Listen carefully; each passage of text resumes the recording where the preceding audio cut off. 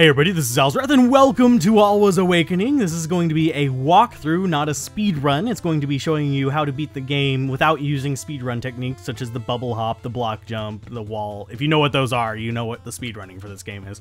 But without using any of the sort of cheaty tactics, I hate to call them cheaty, but the alternative movement tactics, because they actually do, the developers endorse speedrunning, and they're happy that people are finding ways to beat the game in interesting ways. So let's go ahead and click start game. We'll go ahead and jump in, and I'll get a little bit more info on that after we have our lovely introduction. Yay! Something I don't get to watch too often when I do speedrun this. The land of Alwa was once a beautiful and peaceful place filled with vivid lakes, clear skies, and lush forests. They look like most of the forests are on the hills, but people living there were free. They took care of one another, and together ensured the safety of the land. It's moving a little slower than I talk, so I get to comment in between each thing. But one day the peace was broken. Someone wanted Alwa for himself, and a mystical being known as Vicar descended from above, or walked from a very tall hill, judging by perspective. Armed not by weapons, but instead driven by hate, he slowly began to enslave the people of Alwa. No one could escape his reach. Evil laughter in between each one, probably not going to happen.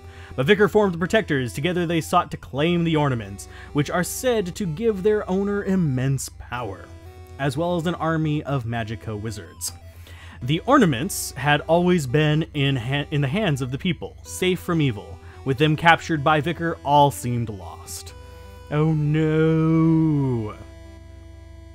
Under the demonic reign of Vicar, the people of Alwa were helpless, and his evil quickly spread throughout the land. As well as his size, holy crap, he grew 10 times that day, just like the Grinch's heart. The village where the ornaments were kept was destroyed, and hope was gone. Soon began a darkness that would last for centuries. That's hundreds of years, darkness, ugh. But things are about to change. The people of Alwa have chosen to fight, and from another world, a heroine has been sent for. They didn't call for heroine, they called for a heroine. One is drugs, one is someone to save you. Saving good, drugs bad. Anyway, our heroine is named Zoe. Wake up, Zoe! The eternal flame must be lit! Yay! Hello, Zoe. You're in the land of Alwa. I am Saga, and I have brought you here to help us. Alwa has been enslaved by evil, and we, the people, have lost our strength and courage to fight back. We cannot do this alone. You must help us. You are stronger than us, and in time you will uncover your true strength. You must enter this tower and go all the way to the top in order to find the magic staff. When you've found the staff, quickly make your way back to town, but watch out! There are many dangerous foes out there. And the staff gives us our access to our first little speedrun movement trick. But I'm not going to do those. I'm going to demonstrate them, but I'm not going to do them to beat the game, if that makes sense. Instead, I want to walk through basically the way I find the game enjoyable, and also the way that would help you possibly beat the game if you're hung up on a certain spot. I will tell you guys where certain items are. I'm not going to go back and go through and get every single orb, every single item, unless there's a big enough demand for it. And judging by the age of the game and the fact that it's an indie title, chances are there's not going to be a huge demand for it. But if there's enough comments, I will make a guide on how to get every item and all that stuff, as well as a guide on possibly doing speedruns. Depends on which one has more interest and what I have time for. But yeah, climbing walls, you can basically back into the wall 1 pixel and you'll be able to jump up it. And you can actually jump up this wall over here on the right, which I am derping up a little bit. I was going to show you guys what was on the other side. This area over here, once you get the bubble, you can get that orb, and there's stuff up above it. There's also a orb up this area on the left. You can see the hole in the ceiling. But we're not going to get those. If you want to come back for them once you've got... I would recommend Bubble 2 to come back for them. Once you've gotten them, you can come back and grab them. They're pretty useful if you're having trouble with any of the bosses. So definitely something to keep in mind there on your first playthrough. I'm not going to bother going through and getting all the orbs, like I said, because I don't need them. But they can help you out just a little bit, generally speaking. So let's go ahead and just keep moving over here. Whack you. Goodbye, little friend. If you go into that room to the bottom right, there's a save in there and someone who tells you how to use the saves. We're never going to use that save, ever, at all. But you can use it if you want, and it's also the path to the no map run of the game, which is something that I'm not going to ever do. I'm sorry, I don't like doing it, and it requires a skill that I frankly don't have the patience to learn. And that is the leaping wall grab, which is, you basically do it by doing the wall climb, except you grab the wall that you're going towards. Like, you can flip and do a turn midair, then you edge yourself into the wall and grab it all in one fluid motion, which is mind-boggling to me. I'm sure I could do it with practice, but frankly, if you want to see that, go watch Infested Reich's run of this. He did it for AGDQ recently, and he does it on a few of his other runs. He runs this game quite a bit, so he's pretty dang good.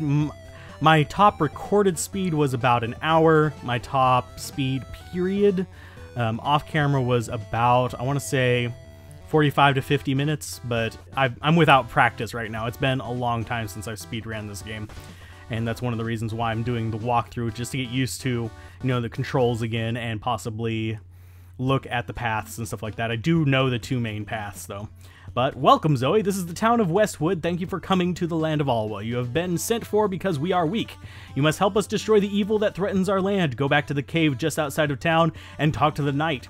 He will open the entrance to the Amber Sacellum. There you will find a green gemstone and a very powerful enemy. But before you go, enter this house where you can find a map of Alwa. It will guide you in your journey. Go now, Zoe, and return when you found the green gemstone and defeated the evil enemy. We need the map. You have to get both of these, and it is a trigger to open a specific door, the door we're going to use in this episode. I'm going to try to get at least one boss per episode, at least for the first 3 episodes, I think. But I can't promise it, because sometimes things happen, or I will derp up, which, frankly, I am a big derp. I have a history of being a derpington, so I will mess up on spots that are blatantly easy and die, so that's just something to keep in mind. Yes, you can laugh at me if I die. It just happens, and I'm going to be going through some rooms that I'm really not used to going through, because we're not going to be using the short paths.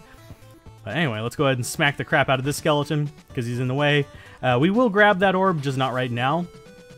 I don't think we actually have a way to grab it until later on, whenever we got the cube. But let's just keep on moving through.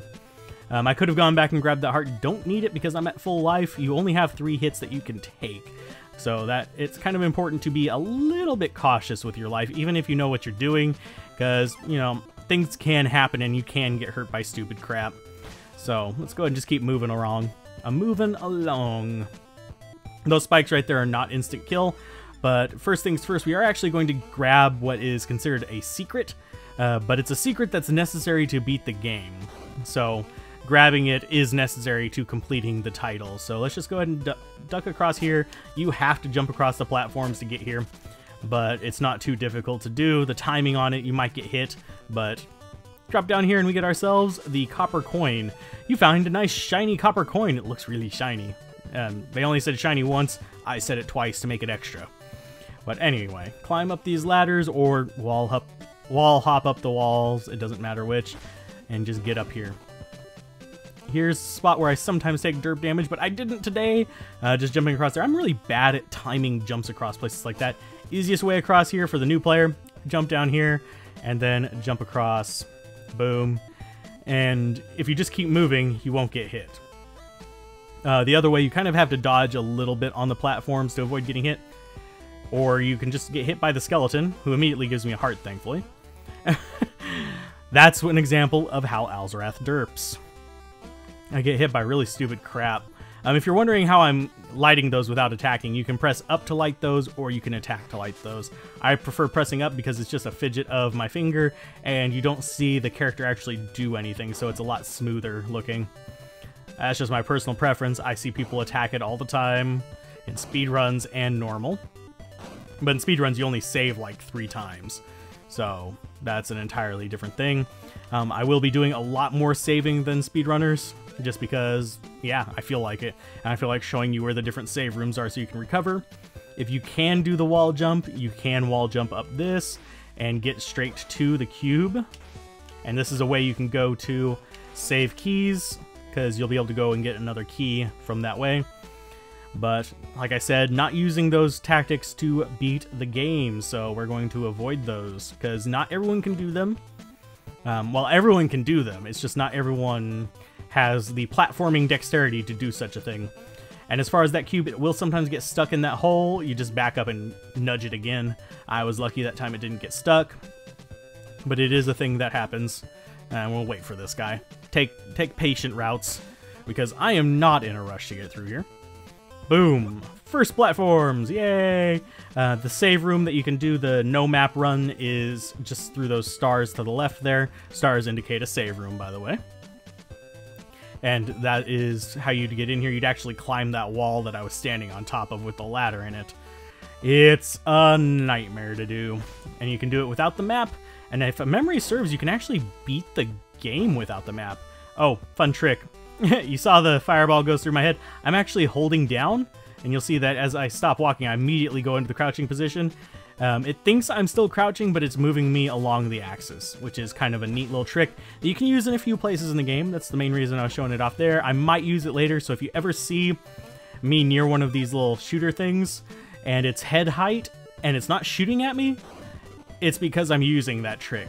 I'm not sure how well that's going to show up, but just remember that that's a trick that's there, and that you can use it. It's good. It's a very powerful trick. As far as this room, you definitely just want to start moving right as soon as you come through that door, otherwise your timing will be all off. That orb right there, you can come back after you've gotten the block to get. It's not terribly hard to get to, but I don't want to waste the time going back for it. If you need the orbs for the bosses, by all means do it. Here's a spot. I'm going to actually jump down here to show you. You can high jump or you can low jump. Low jump is a tap, and high jump is a hold. I may accidentally high jump here, but I'm going to try not to. There we go. We low jumped all the way across there, and you definitely want to low jump in that area and kill this guy before he does anything. That's an easy orb to grab, so I don't mind grabbing it. I'm not going to have an exceptionally high number of orbs. They mainly just help out against the bosses, but I don't need them.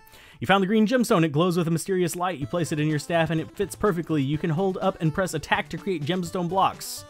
So, yay, we can create gemstone blocks. You can create them in the air, and you can jump off of them, even though I kind of suck at it.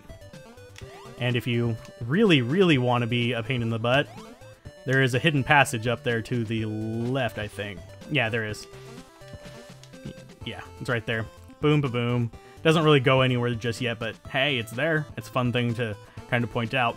Yeah, there's hidden passages like that throughout the game, but most of them are unnecessary. I say most of them because there are areas where it's built around secret passages, which is actually going to be, probably a few episodes from now that we're going to deal with it.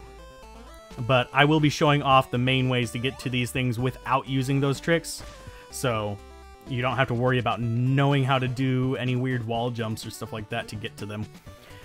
I may use it in some areas if it's easier for me, but I can't think of any areas where I would need to do that explicitly. Just running mentally through them. No, there's not any areas where I have to do the tricks. I'll do them with just the normal skills. I may even forego bubble hop. Oh my god. Bubble hop is my favorite skill, though. Bubble hop is something that I love doing, and it was the second one I learned, but it's probably the easiest one for me to do, so it's probably why I like it so much. Easiest one to do is probably the bubble hop, with the wall jump being second and the block jump being third, and then the opposing wall jump being the hardest thing to do in the freaking world. Wait for him to shoot the second time before you jump across, by the way, so you can place the block unhindered. Let that pass by, and easy, cheesy, pumpkin easy. Oh, ew. Cheesy pumpkin easy? That's nasty. But just jump it across here. You can shove that block down to the bottom and just shove it across the bird and then put this block on top of it. But yeah, it's not really the best route because he shoots and he gets irritating. But you can just jump across here. Boom. Yeah, it's not too difficult. It's the easiest way to go across there. This room is a perfect example of just keep moving and you'll be fine. In the bottom right, there is a hidden wall, a secret wall, but it doesn't go anywhere. And yeah, there's a few little areas like that in here. Another one, once you get the bubble, to get another orb is to actually remember this spot right here and block. I can block jump up there, but you can get the orb and actually come after that. It only works with the bubble though. So that's a path you can get more stuff. There's another path back a ways, the one that's up at the very high point with the... I'm trying to remember what to call it. It's the one with the green block that we dropped onto the spikes and then jumped across it that I said would get stuck. There's a blue orb in there.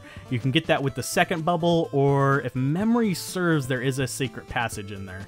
I haven't grabbed that orb in for freaking ever, so it's one that I don't remember too frequently how to get to. It's a long walk back, I just remember that.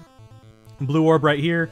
Another shortcut if you can do it is a block jump up to that, and it'll make a moving platform here, which will bypass a lot of things that we're going to be doing in the near future. But again, going to be going the easy route straight towards the boss. She just tells you about the blue orbs. I've already told you, they help you against bosses. We don't have enough to show it off in this first battle, but we should by the second boss. So I'm going to show you guys the easy way. How dare you enter these chambers? Why have you come to this land to destroy us? We have done nothing to you. I'm also going to show you the quick way. You should show Vicar your divine honor and respect. He is the only true deity, but enough talk, have at you. This guy's quick way is actually going to be a little bit hard to do. We're going to take a hit right there, getting into position, but that's because the spider decided to come up right on top of our head. Please reposition, spider. I think it'll actually hit us. Nope, it didn't. Sweet. But you can actually sneak up behind him, and these fireballs that he's shooting right now will not break our block, but the ones he shoots later will. And let's jump across here. These will break our block, but the strategy for, like, the easy way is to just stand over here, drop your block, hide behind it, dodge the spiders. They won't do anything to your block, but you can jump across and hit them.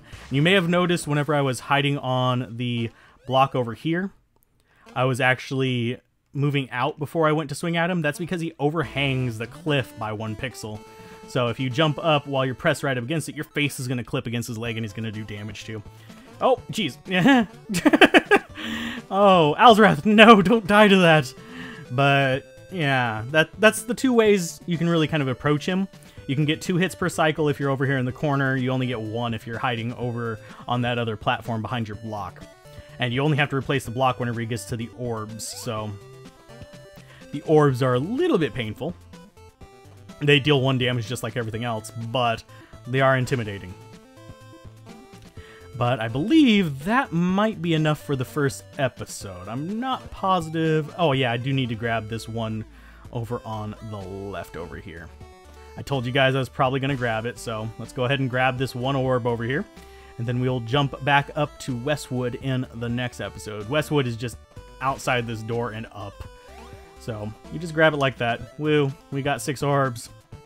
But I will see you guys next time. If you guys enjoyed this, be sure to like, comment, and subscribe. And keep gaming, have fun. Peace out. This has been Alzorath. Bye.